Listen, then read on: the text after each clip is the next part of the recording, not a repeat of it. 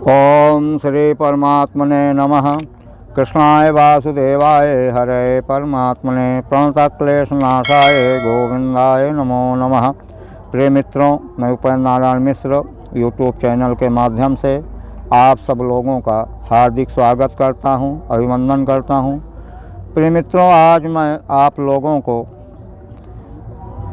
प्रयागराज में माघ महात्म का क्या महत्व है। माघ के महीने में संगम के किनारे पर बहुत दूर दूर से लोग स्नान करने के लिए भी आते हैं और कल्पवास करते हैं। कल्पवास का मतलब एक महीने यहाँ पर लोग अनेक प्रकार के दान करते हैं, जप करते हैं, स्वाध्याय करते हैं, यज्ञ करते हैं, जिससे कि उनकी सभी मनोकामनाएं पूर्ण होती हैं। पूरे भारतवर्ष में ये प्रयागराज में एक महीने स्वर्ग का वास रहता है। यहाँ पर जब सूर्य नारायण मकर राशि में प्रवेश करते हैं तो स्वर्ग से सारे देवता, ऋषि, मुनि, गंधर्व, किन्नर, अप्सराएं ये सब यहाँ पर प्रयागराज में आते हैं और एक महीने माघ मास पर्यंत रहते हैं और यहाँ के पूर्ण फलों को भोगते हैं। तो प्रयागराज में गंगा यमुना का सरस्वती संगम है, जो कि इस दृष्टिकोण से बहुत ही महत्वपूर्ण माना गया है। तो जो भी व्यक्ति एक महीने यहाँ पर रहते हैं, प्रयाग में माघ मास में कल्पवास का बहुत ही बड़ा महत्व है। कल्पवास करने के कुछ नियम भी बताए गए हैं। तो जो भी व्यक्ति धार्मिक पुरुष हो, इन धार्मिक नियमों का पालन करते हैं तो उनको अक्षय पुण्य की प्राप्ति होती है। तो सर्वप्रथम तो नियम पालन में ये करना है कि सूर्योदय से पहले स्नान करना चाहिए और प्रतिदिन अपनी शक्ति के अनुसार दान दक्षिणा ब्राह्मण को करना चाहिए। काले तिल का दान अवश्य करना चाहिए प्रतिदिन।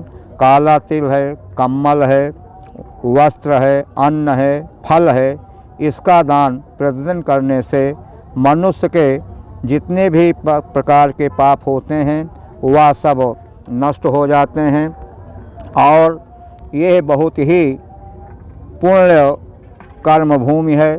यहाँ पर ब्रह्मा जी ने भी आकर के 10 अश्वमेध यज्ञ किया था। उसी के नाम से यहाँ पर दशाश्वमेध घाट भी स्थित है। दशाश्वमेध भगवान शंकर जी का साक्षात मंदिर है, जो कि मनुष्य के सभी मनोकामनाओं को पूर्ण करने वाला है।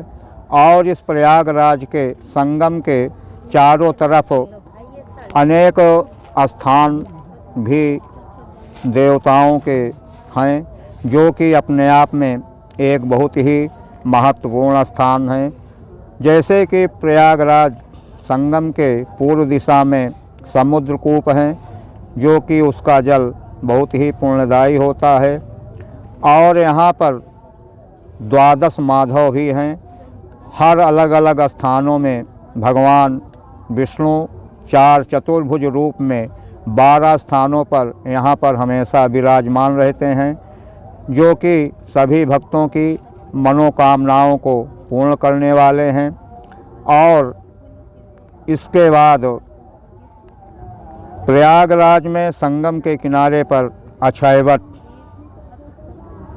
का पेड़ है, जो कि वह प्रलय काल में भी कभी नष्ट नहीं होता है, उसमें कभी पतझड़ नहीं होता है। अक्षयवट यानी बरगद के पेड़ के पत्ते हमेशा चिकने और बहुत ही सुंदर कोमल हमेशा बने रहते हैं। जब प्रलय होता है तो भगवान कृष्ण बाल रूप में हो करके उसी पत्ते पे आकर के यहाँ पर शयन करते हैं। तो ये अक्षयवट बहुत ही पुण्यशाली है, सौभाग्यशाली है। अक्षयवट का दर्शन करने से मनुष्य के 3 प्रकार के पाप नष्ट हो जाते हैं, जो कि मन से, वाणी से और शरीर के द्वारा जो पाप किया जाता है वह भी सब नष्ट हो जाता है। और उसके बाद फिर वहाँ से थोड़ी दूर आगे चल करके हनुमान जी की विशाल मूर्ति है, जो कि लेटे हुए हैं, ज़मीन से लगभग 10 फुट नीचे हैं।